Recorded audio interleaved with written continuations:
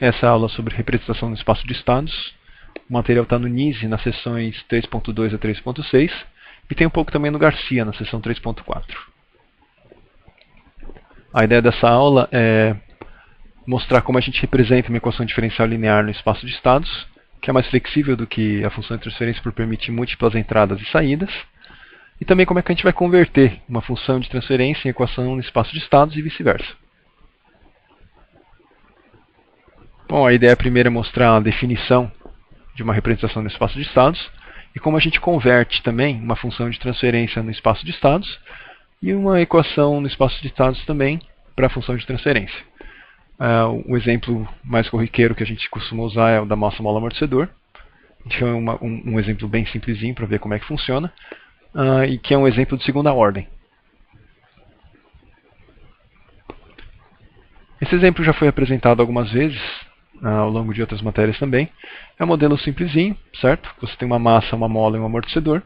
Eu estou interessado no deslocamento dessa massa, representado pela coordenada z, e eu tenho como entrada uma força exercida sobre essa massa. Então, nesse modelo aqui, eu tenho uma saída e uma entrada. Na representação de espaço de estados, eu posso ter mais que uma entrada e mais que uma saída, certo? Então, o meu vetor u, que seria o meu vetor das entradas, ele tem um tamanho definido pelo número de entradas, e o vetor y, que é o vetor de saída, tem um tamanho representado também pelo número de saídas. Os estados do sistema nada mais é do que o conjunto mínimo de variáveis de estado, ou seja, o número de variáveis no meu vetor x, que descreve a resposta no sistema.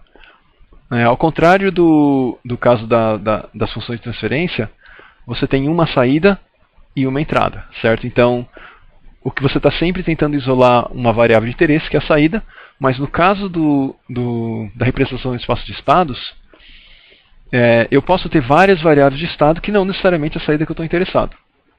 Por exemplo, nesse sistema massa-mola amortecedor, que eu tenho aqui uma equação de segunda ordem aqui, eu posso dizer que posição e velocidade são as variáveis de estado, nesse caso do sistema. Agora, como é que a gente vai verificar se isso é verdade? Nesse exemplo aqui, eu posso dizer que posição e velocidade definem o meu estado do meu mecanismo, do meu sistema, certo?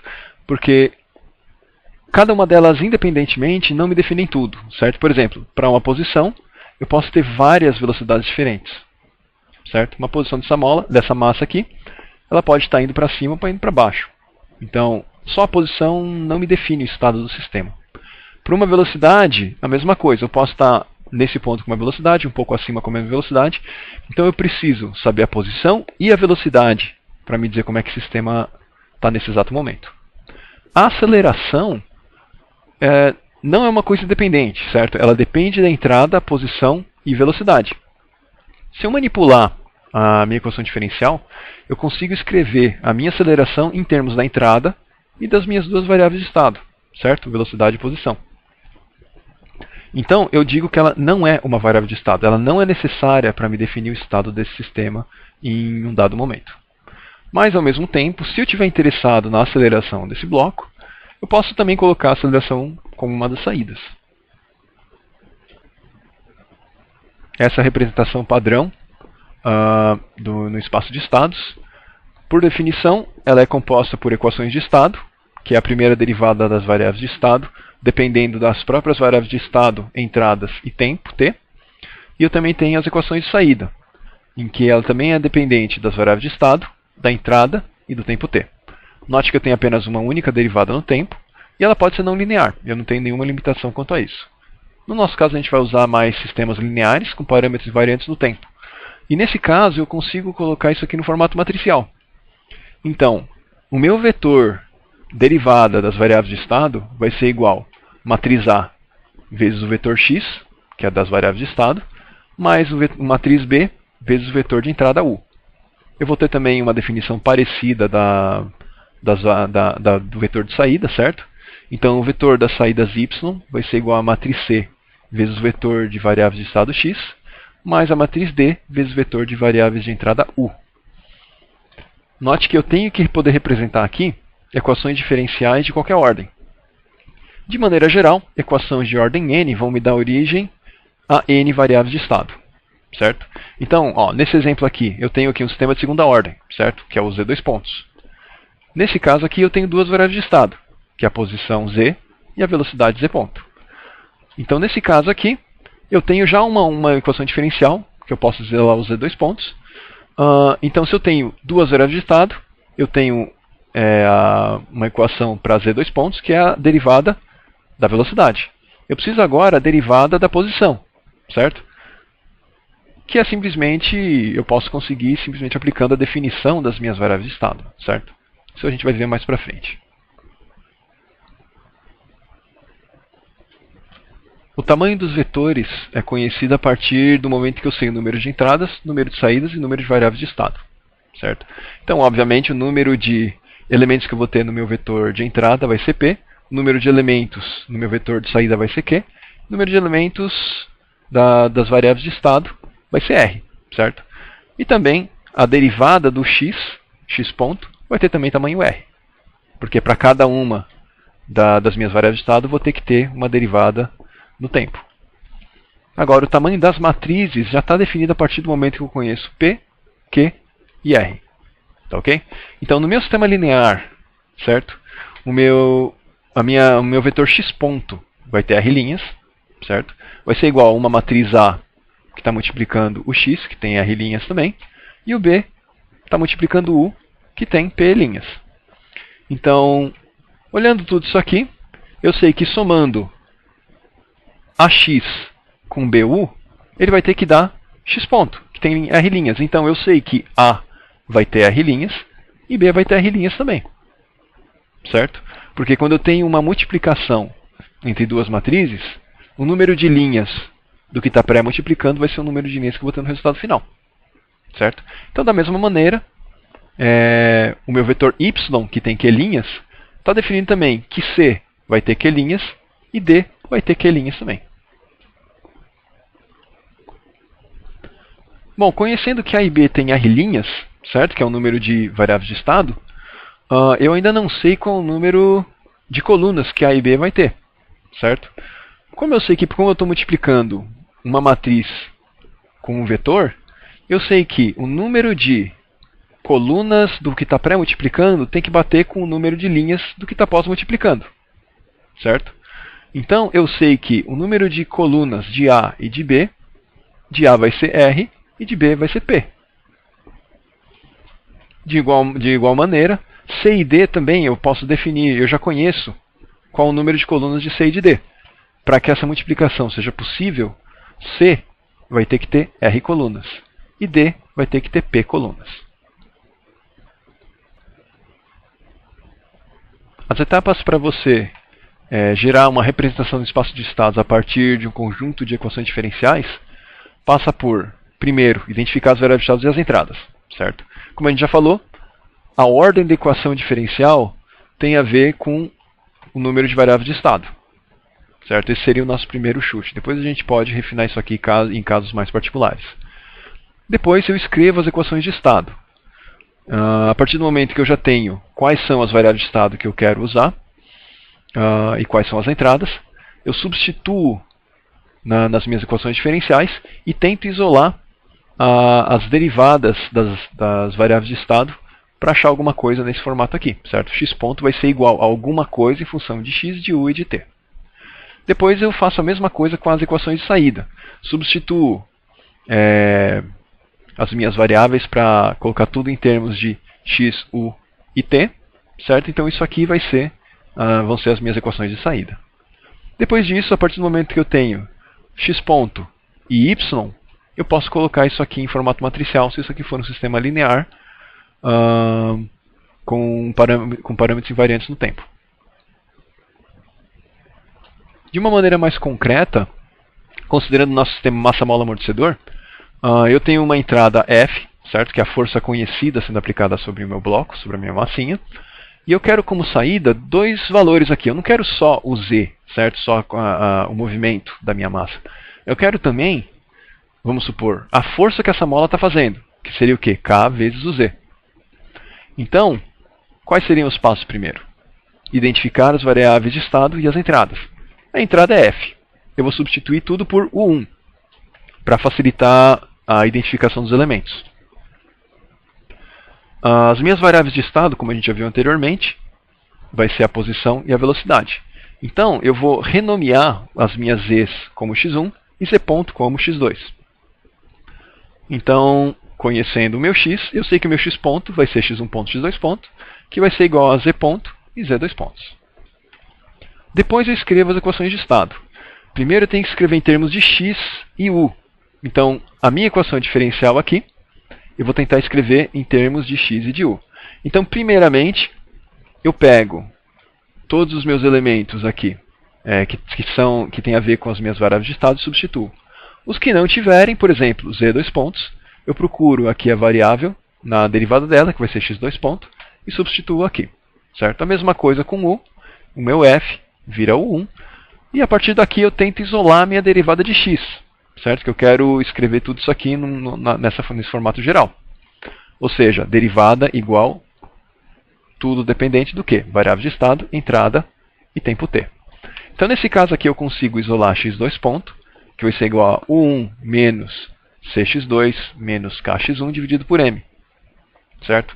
Então, eu já tenho a minha derivada de x2, considerando a equação diferencial do meu sistema. Agora, eu não tenho ainda a derivada de x1. Não tenho a derivada de x1 dada pela minha equação, mas pela minha definição de x1 e x2, eu sei que a derivada de x1, que é igual a z ponto, vai ser igual a x2. Certo? Então essa aqui é a minha segunda equação que completa o conjunto que eu preciso. Depois disso, a gente vai escrever as equações de saída. Eu estou interessado na posição e na força da mola Kz. Certo? Então eu escrevo que a minha saída y1 é igual a z e a minha saída y2 é igual a Kz. Escrevendo isso aqui em termos de x e de u, z vai ser igual a x1 e Kz vai ser igual a kx1. Certo? Então, esse aqui já está exatamente no formato que eu preciso. Só tenho x, u e t. Certo? Não tem nada mais além disso. Então, já tendo o meu x e o meu y, x ponto e meu y, eu posso escrever em formato matricial agora. Então, o meu x1 ponto vai ser igual a x2. x2 ponto vai ser igual a u1 menos cx2 menos kx1 dividido por m. Certo? Então, eu tenho que colocar em que formato? Matriz A vezes x mais matriz B vezes u. Certo? Então, ó, o meu x1 vai ser igual a x2, o meu x2 ponto vai ser igual a essa expressão aqui. Então, eu já posso abrir isso aqui em termos dependentes dependentes de x1, x2 e u1. Certo? Então, o x2 fica só x2 sozinho mesmo. O 1 vai ser só dividido por m. O x2 vai ser multiplicado por menos c sobre m. E o x1 vai ser multiplicado por menos k sobre m. Certo? Então, observando essas equações e colocando nesse formato, vamos ver a equação para x1 ponto. Certo? Vai ser igual a x2. Essa primeira linha tem que refletir essa equação aqui, x2. Então, 0 vezes x1, 1 vezes x2, 0 vezes 1. Então, isso é a primeira linha aqui, com essa linha da matriz multiplicando os vetores x e essa linha multiplicando u, eu vou ter simplesmente x2. Então, está correto. x2 ponto, eu vejo. Primeiro elemento aqui, da segunda linha, que multiplica com x1, menos k sobre m. Segunda coluna aqui da primeira linha, da segunda linha. Então, é o que multiplica x2. O que multiplica x2, menos c sobre m. E esse elemento aqui, que está multiplicando 1, eu sei que tem 1 sobre m multiplicando 1. Então, essa aqui seria a minha matriz A, essa a minha matriz B. No caso da minha saída, eu sei que é o quê? x1 e kx1, certo? Então, para o y1, que seria a primeira linha, eu tenho simplesmente x1. Então, é 1 multiplicando x1, 0 multiplicando x2, 0 multiplicando 1. No caso do y2, eu tenho kx1. Então, k multiplicando x1, 0 multiplicando x2 e 0 multiplicando 1.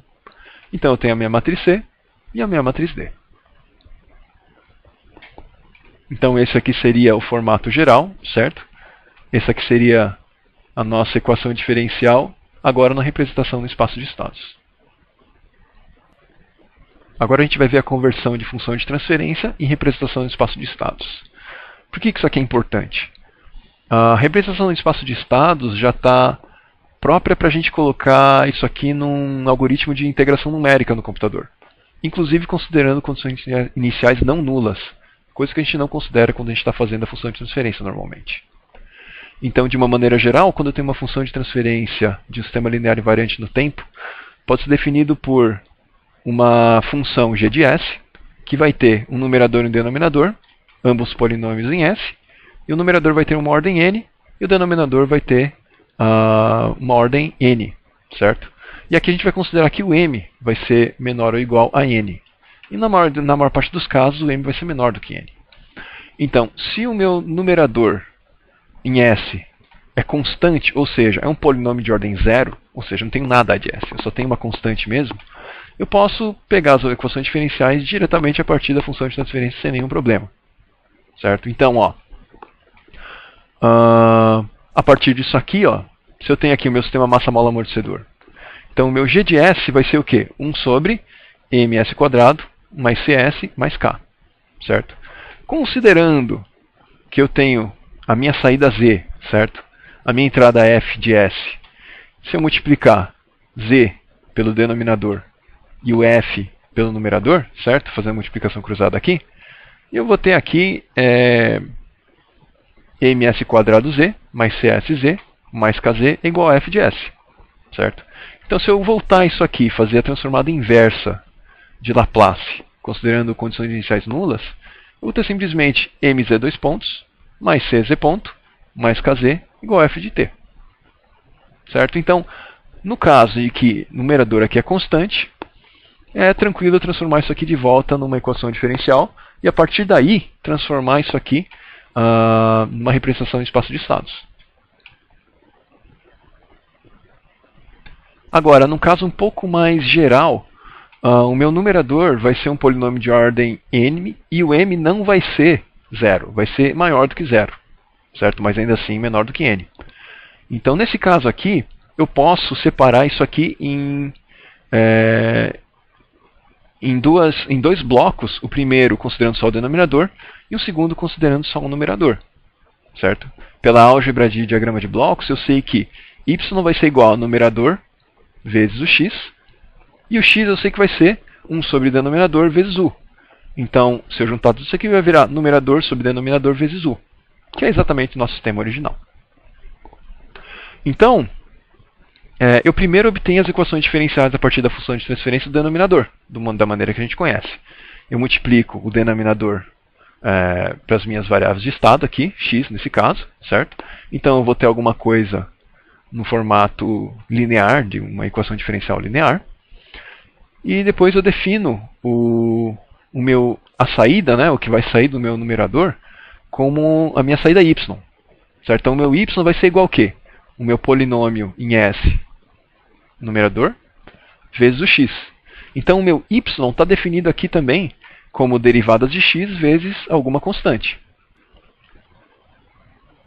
Em seguida, a partir da minha equação diferencial, que eu consigo com o x multiplicando pelo denominador, eu vou ter uma equação diferencial de ordem n, certo? Se eu tenho s elevado a n, eu vou ter a derivada n de x no tempo. Então isso aqui eu sei que vai me dar n variáveis de estado em geral. Então eu vou definir xn até x1 como sendo as derivadas de x a n-1 no tempo até nenhuma derivada de x, certo? E eu posso escrever a minha equação diferencial. E isso vai me dar o quê? O meu xn, certo? Ponto, certo? Ou seja, tendo a enésima derivada no tempo de x, certo? E eu vou usar aqui as outras variáveis de estado. Então vai ser, se eu posso isolar o meu xn ponto e colocar tudo isso aqui em termos das variáveis de estado e de entrada. Eu também posso fazer a mesma coisa com a saída. Eu posso substituir todas as minhas derivadas no tempo de x, certo? Eu sei que então que se o meu y multiplicou pelo numerador, que tem ordem m, eu sei que o m vai ser menor do que n. Sendo m sendo menor do que n, eu consigo escrever um y em termos das minhas variáveis de estado. Porque, ó, Se eu tenho ordem m da derivada, eu sei que a derivada de ordem m no tempo de x vai ser igual ao quê?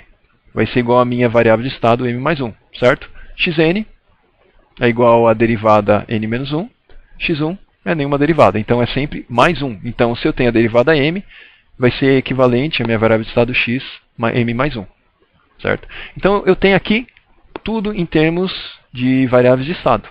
E aí eu posso escrever na minha formulação matricial também, considerando todas as variáveis de estado que eu já defini. Vai ser vou conseguir colocar uma definição com coerência. Vendo o exemplo aqui 3.5 do NISE, a ideia é tentar converter em equações de espaço de estado dessa função de transferência. Então, primeiro, como eu estou vendo aqui que o numerador não é uma constante, eu vou ter que separar isso aqui em numerador e denominador. Segundo, eu vou obter as equações diferenciais a partir da função de transferência do denominador.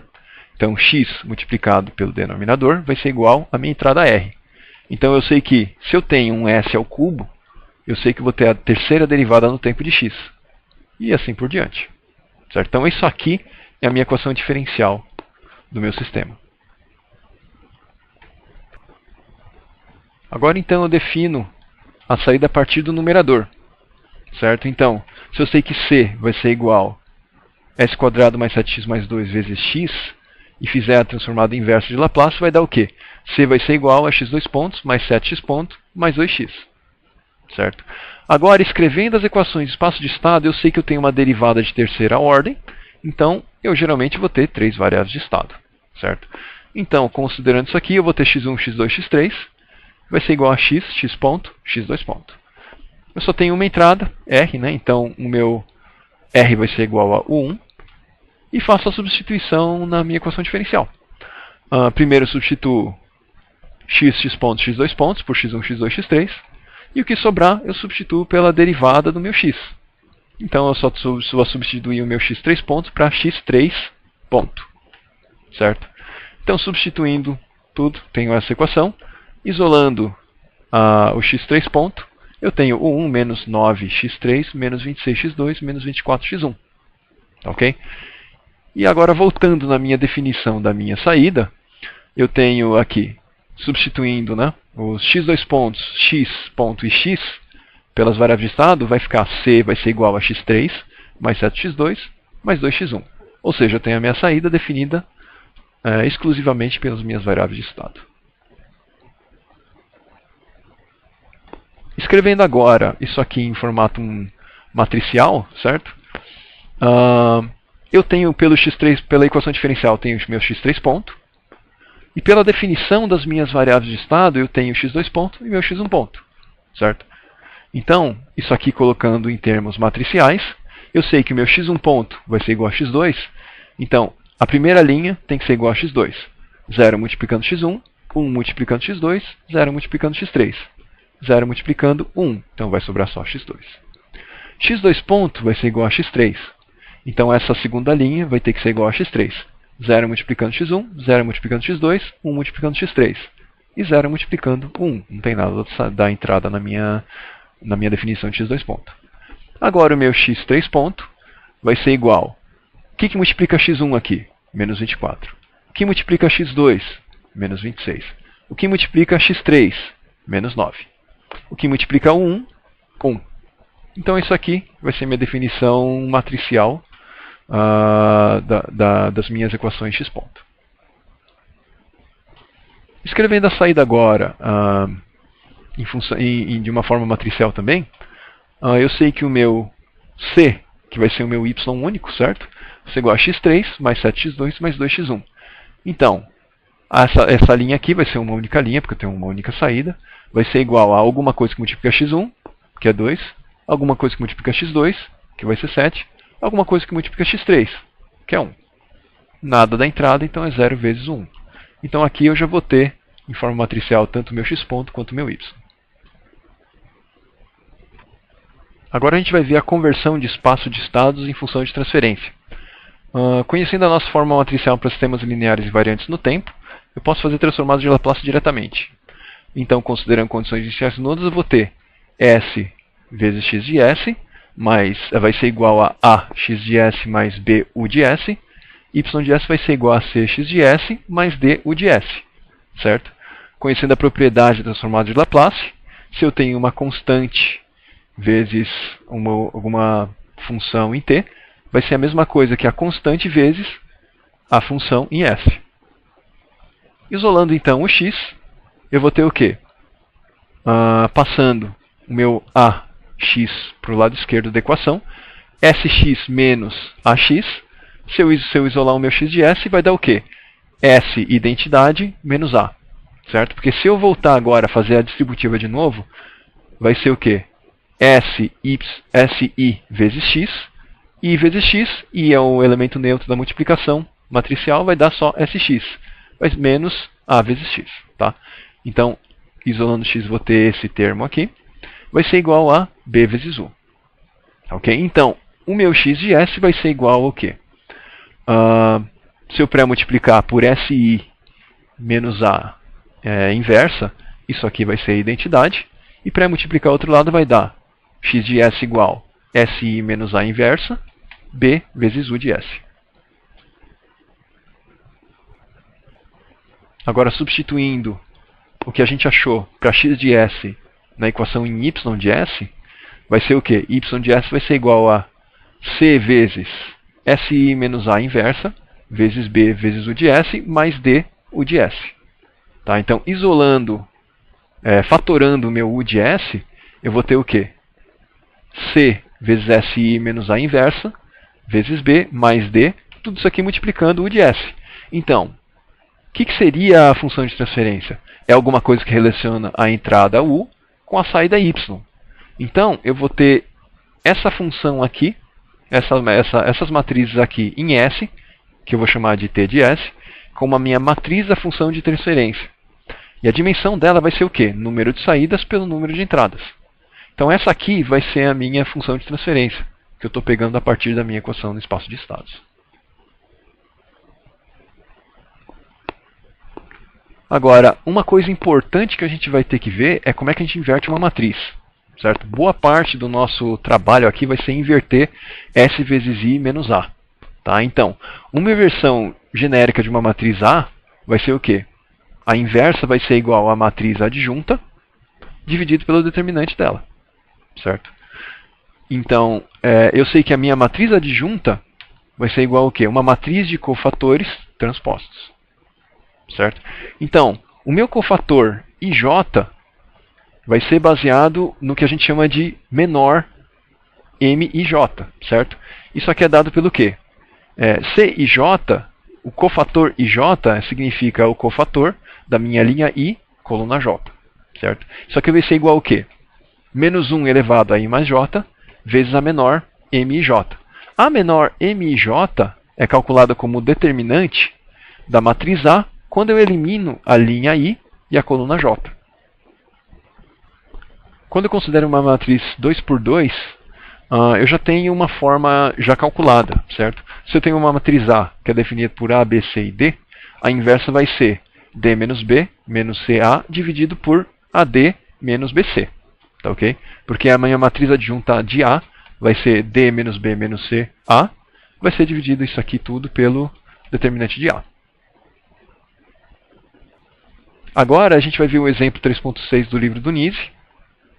Seria a conversão em função de transferência dessas equações aqui na representação do espaço de estados. Tá bom? Então aqui eu vou ter a minha matriz A, B, C e D. E eu sei que a minha matriz de função de transferência, T de S, vai ser igual a C vezes SI menos A inversa, vezes B mais D. Tá, ok? Então SI menos A vai ser isso aqui. S vezes I, S vezes a matriz de identidade vai ser essa matriz aqui, menos o A, certo? Então vai ser essa matriz. S menos 1, 0, 0, S menos 1, 1, 2, S mais 3. Essa matriz aqui, eu tenho que pegar a inversa dela, certo? Então, primeiro eu vou calcular a adjunta. E a adjunta vai ser formada pelos cofatores. Cada um dos cofatores vai ser calculado da seguinte maneira. C11 vai ser menos 1 elevado a 2, que vai ser 1, vezes a menor, certo? Menor 1, que seria o quê? A eliminação da linha 1, coluna 1. Então vai ser o quê? É o determinante de S menos 1, 2S mais 3. Isso aqui vai dar S quadrado mais 3S mais 2. Certo? C21 vai ser menos 1 elevado a 3, que vai ser menos 1, vezes a menor. Menor é o determinante quando eu elimino o quê? A linha 2, coluna 1. Então vai ser a matriz menos 1, 0, 2, S mais 3. Então, isso aqui vai dar tudo S mais 3. Agora, considerando o cofator 3, 1, eu vou eliminar para menor a linha 3, coluna 1. Então vai ser a matriz menos 1, 0, S menos 1, multiplicado por menos 1 elevado a 4, que vai dar 1. C12, cofator 1, 2, vai ser calculado com menos 1 elevado a 3, que é menos 1, vezes a menor 1, 2. Menor 1, 2, eu elimino a linha 1, coluna 2. Então vai ser a determinante de 0, menos 1, 1, S mais 3. Isso aqui vai dar menos 1. C22 vai ser menos 1 elevado a 4, que vai dar 1, vezes a menor 2, 2, que é quando eu elimino a linha 2, coluna 2, e faço determinante. S vezes S mais 3, que vai dar S quadrado mais 3S. Cofator 3, 2 vai ser menos 1 elevado a 5, que vai dar menos 1.